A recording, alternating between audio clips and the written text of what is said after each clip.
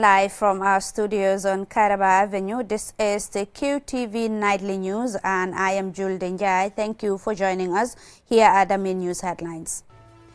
Commuters and communities have used the opportunity of the Meet the People tour to give their views to the government of the Gambia and its partners of the ambitious 365-kilometer nationwide road infrastructure project. Still on the tour, President Adama Barrow held a joint meeting of All Yundum and the Busumbala constituencies. The International Monetary Fund, IMF, held a presentation on its regional economic outlook for sub-Saharan Africa, focusing on economic growth in the region. And the Ministry of Communications and Digital Economy and partners on Wednesday held a workshop for stakeholders to discuss, align and define clear objectives for a draft national data policy. And Q City recently held a press conference to unveil the details of their highly anticipated New Year's Eve carnival, which promises an unforgettable night for visitors. These and other stories coming ahead. Do stay with us.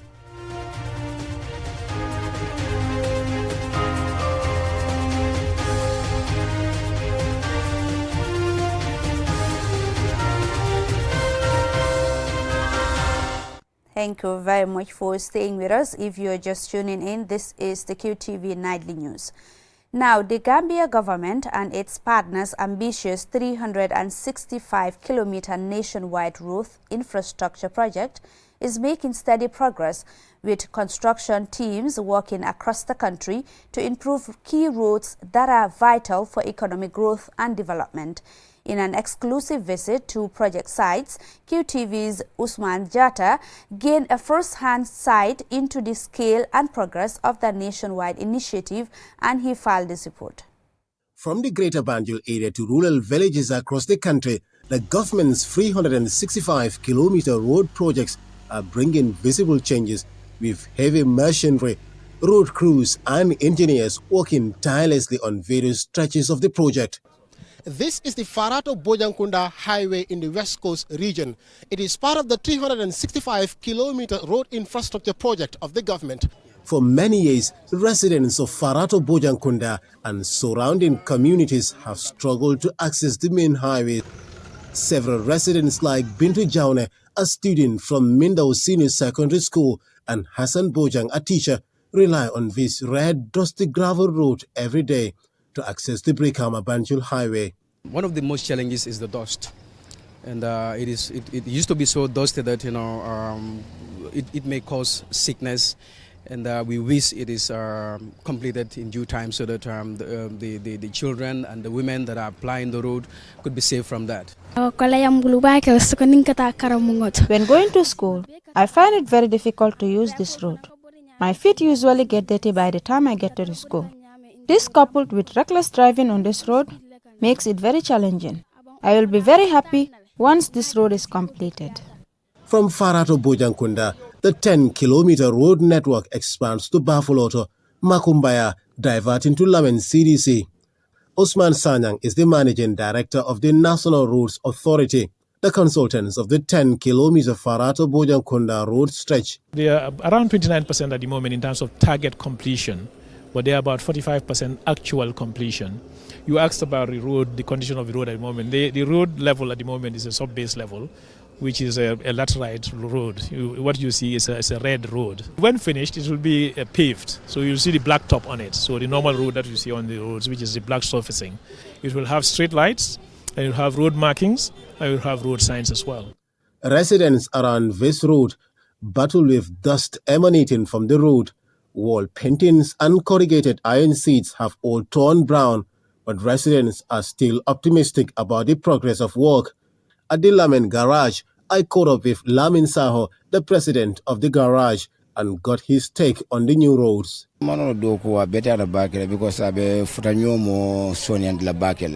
The construction of this 10-kilometer road project is very important because it will ease the transportation of commuters.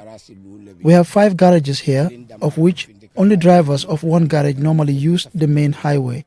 The rest rely on this road. This project will really promote development. Once completed, the network will facilitate smoother transport and create a modern infrastructure foundation that will support the country's broader economic ambitions. Matar Sise is the Permanent Secretary at the Ministry of Transport, Works and Infrastructure. We have a lot of contractors that have showed a lot of significant progress on the ground. And as you can see, this being one of them, where they have actually been able to make enough progress to be ahead of the schedule. And that is very commendable. And that shows the effort and the work that is going to this. The 365-kilometer countrywide road stretch stands as a key milestone in the nation's journey towards sustainable development. After completing his side tour of the 10-kilometer road stretch, President Barrow expressed deep satisfaction with the level of progress. This road is a very, very important road. People are living deep inside. To come out was a big problem, but this road will solve that problem. And also the access to those areas, because they are new settlements, it's very difficult to access it. So I think overall it's a very important road. As the project unfolds, residents eagerly await the transformation, which promises to revolutionize transport and connect communities more efficiently and by extension improve their quality of life. Osman Jata reporting for QTV News. Now still on the President's tour, President Adama Barrow held the latest run of his ongoing Meet the People tour in Sinchu Alaji in the West Coast region with thousands in attendance from Old Yundum and the Busumbala constituencies respectively. Usman Jata again. From the 10-kilometer Farato Bojankunda Road Project tour, the President's convoy drove along the new OIC road network to his next scheduled meeting in Sinchu Alaji. At the Coastal Road Market in Olyundum, President Barrow's convoy took a brief stop to wave at cheerful supporters.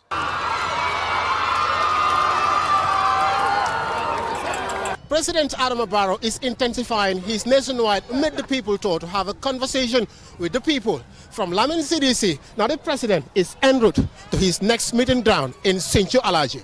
On arrival at the Sinchu Alaji football field, thousands of supporters had already converged, eager to meet the Gambian leader.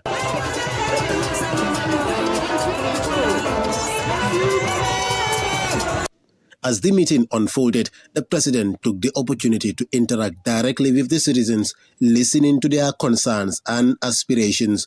Several speakers, including the Alcalo of Sinchu Alaji, Salif Sise, Boris Sise, a youth representative, and Ablai Sise, the National Assembly member for Olyundum constituency, all praised the Barrow-led administration's infrastructure projects, but also seized the opportunity to remind the President about the poor road conditions and the need for urgent government intervention before the start of the next rainy season.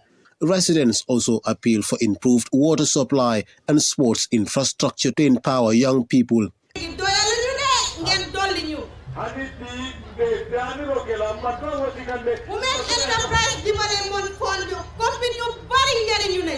Lady Councillor Jack Cisse commended the government's Women Enterprise Fund and appealed for increased support for women in her constituency. She also brought to the government's attention a 100 meters by 90 meters plot of land in Sinchu Alaji, which she urged the Ministry of Health to use to construct a hospital for women to have easy labor.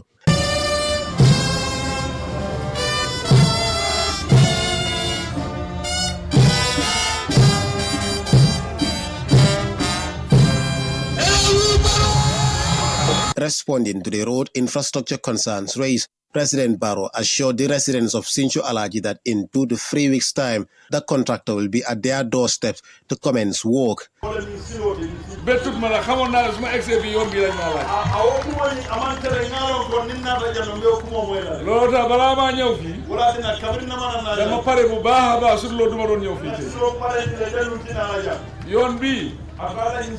nata nañ ko tenda nañ ko contract bi gagné na ko su ñoy wax 2 weeks wala 3 weeks di ngeen gis machine yi. The Meet the People tour in Sinchu Alaji was a success as the president not only affirmed his commitment to the people of the Gambia, but also received valuable insights into the needs of the population. The event concluded with vibrant celebrations. Osman Jatta reporting for QTV News. Now, the International Monetary Fund, IMF, held a presentation on its regional economic outlook for sub-Saharan Africa. The report focuses on economic growth in the region, challenges in financial and fiscal policy adjustments, which are needed to bring stability to the region's economies. Momodu Gajaga attended the session and he filed this report. The theme of the latest report is reforms amid great expectations. And the report notes that countries in the region are still grappling with macroeconomic imbalances, tight financing conditions amid rising social pressures, leaving policymakers facing difficult choices in implementing reforms. Bernard Mendy, an economist at the IMF Gambia office, gave a breakdown. Overall, macroeconomic balances in the region have started to narrow, mainly reflecting economic policy adjustments in the region. In sub-Saharan Africa, significant fiscal consolidation, as you would see in the graph, has stabilized the median GDP, that is the red line on the left-hand side graph, where the ratio, in terms of the median public debt to GDP ratio, is hovering around 58%.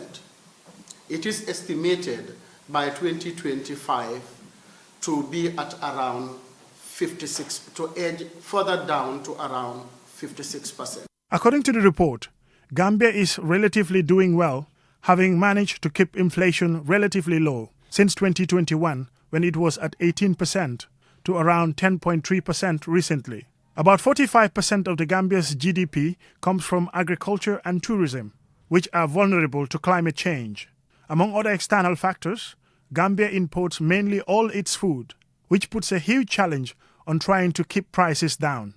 Patrick Gitton, the IMF resident representative for the Gambia, gave an overview. Other countries in Western and Central Africa are experiencing floods, droughts in Southern Africa, and these are driving food price spikes and worsening food insecurity. I think this is something you will recognize also for the Gambia. And also, it is obvious that some policy adjustment, which sometimes are painful, can create also some social pressure. The outlook also captures political fragility in Africa, with several recent episodes of social unrest in Ethiopia, Kenya, and Nigeria, and shows how these factors affect economic growth and human capital development. Here is Patrick Gitton again. So there is a need for reforms to be able to meet these development needs and challenges, but and at the same time there's a need, and I would like to emphasize that, to manage social frustration and political pressures. This is something that the IMF is very mindful of, the necessity to implement, but at the same time to be mindful of the social and political impact it may have. So design reforms in a way which are the most socially acceptable. The report also provides detailed insights into crucial issues confronting the region, such as the urgent need for job creation, the economic disparity between resource-rich and non-resource-rich countries, and the benefits of promoting greater gender equality. Momodu Gajaga, QTV News. The report there by Momodu Gajaga will take us to a commercial break. When we return, we have more local stories for you. Do stay with us. fii mooy fan fii mooy Inessa di place bi nga xam ne moom la ñëpp taaw place bii bépp xeetu ataaya bu baax rek bu dugg see ci dëkk bi xamal ne fii rek la am bara wërga bii neex na lool saf na ba pare tamit nag am gu bu neex boo ko naanee rek da ngay kontaan ci saas añ ba suur ba gëreesal li nga lekk jëndal baara ataaya bii ndax moom la ñëpp taamu gis nga sama client bii ataaya bu neex bu ne moom laa koy njëkk a jox ndax moom kat ataaya bu neex rek lay wër bara wërga bii mooy wërga bi gën te moo gën a saf kon nag ràññee leen ko bu baax Inasa kon daw leen gaaw ca Banjul foofu ca Inasa di place bi nga xam ni foofu rek nga ko mën a amee wholesale wala retail mu ngi foofu ci boori court house bi foofu ca Banjul wala nga daw ci bépp marché bépp supermarket bépp boutique fépp foo dugg rek di nga mën a am baara warga bii nga xam ne moom la ñëpp di wër tey baara warga moo dàq ci warga yi man maa ngi ci moom ndax su ma mënee ataaya moom rek lay naan.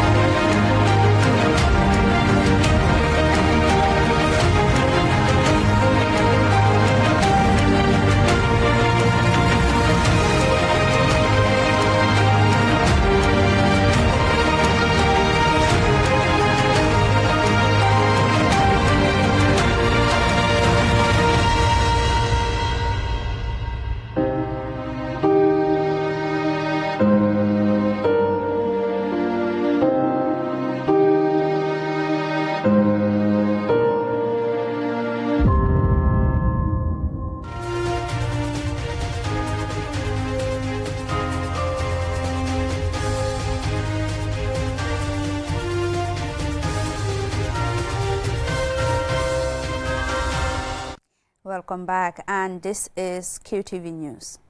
Now, the Ministry of Communications and Digital Economy, in collaboration with the African Union Development Agency, AUDA NEPAD, and Research ICT Africa, RIA, on Wednesday held a workshop for stakeholders to discuss, align, and define clear objectives for a draft national data policy.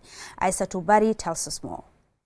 As part of the government's effort to keep in step in an increasingly digitalized world, the Ministry of Communications and Digital Economy is spearheading the drive to establish a national data policy for the Gambia. The national data policy will provide a strategic roadmap for data governance, ensuring responsible data collection, sharing and usage while fostering innovation and economic growth.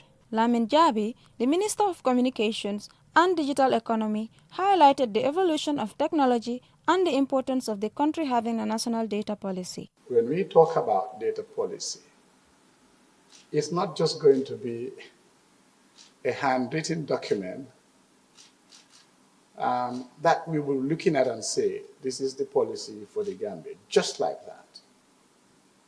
The content is completely different, and the style is completely different to all other policy documents that we have in this country. Let us travel slightly back in time to see what actually has been happening and why is this so central. We now need to change that information into a data form and digitalize it. But why is it important? Its importance is now going to be what is reflected in our nature as the Communications and Digital Economy Ministry. Enrica Pelekani, Head of Cooperation, EU delegation to the Gambia spoke about the work of Global Gateway and how they are helping other African nations and how organizations work in the Gambia. Global Gateway is, just to explain what it is a strategy to boost smart, clean, and secure links in digital, energy, and transport sectors. So digital is very much prominent on what we do to support data governance Africa. This initiative has received a quite significant contribution. They committed 60 million euro, which is more or less something like 4.4 billion dalasi, for this initiative that, of course, is not only for the Gambia, but also for the countries in sub-Saharan Africa.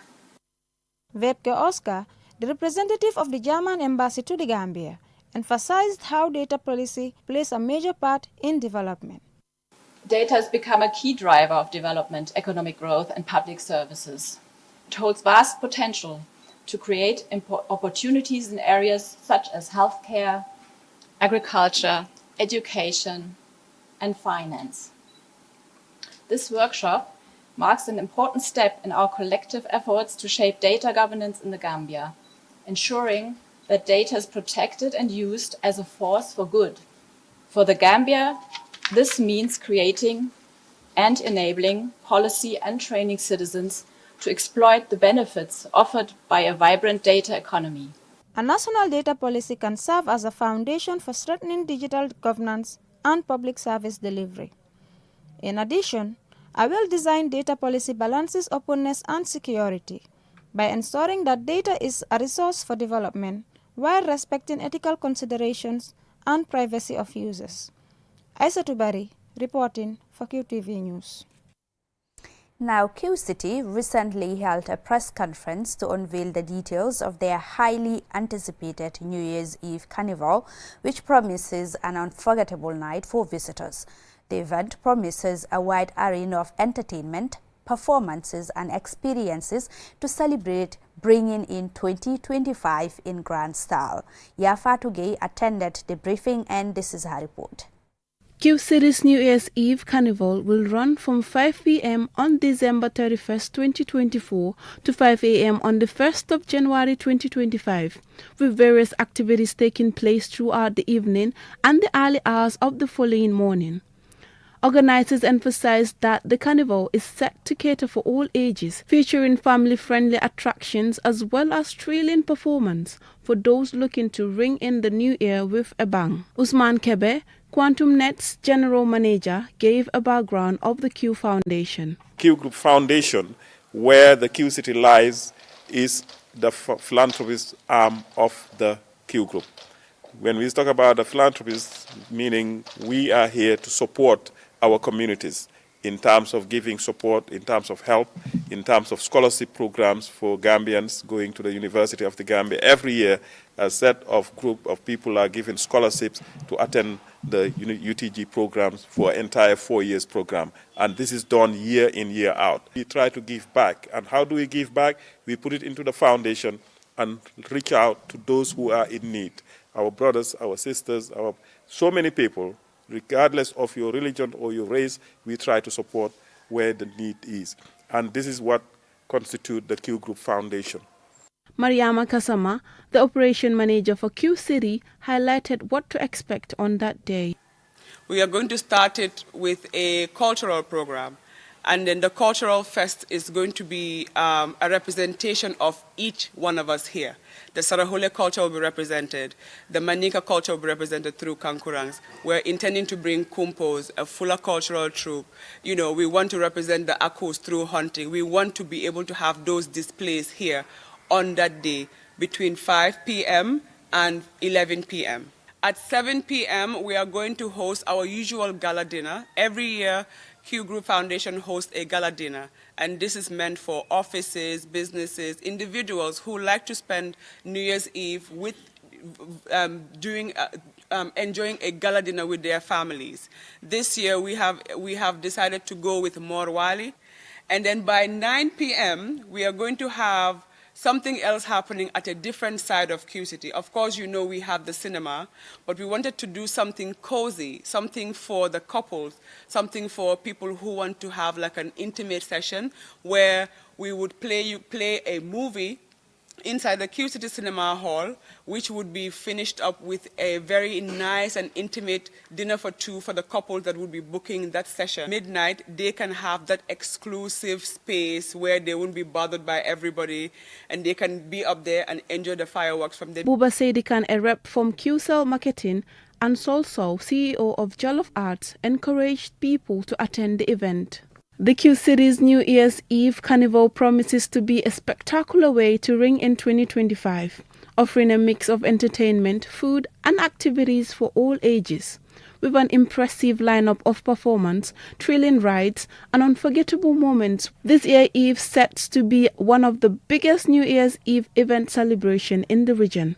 Stay tuned for details of ticket sales and further updates as Q City prepares to welcome thousands of visitors for an unforgettable night of fun and celebration. Reporting for QTV News, this is Yafatu Gay.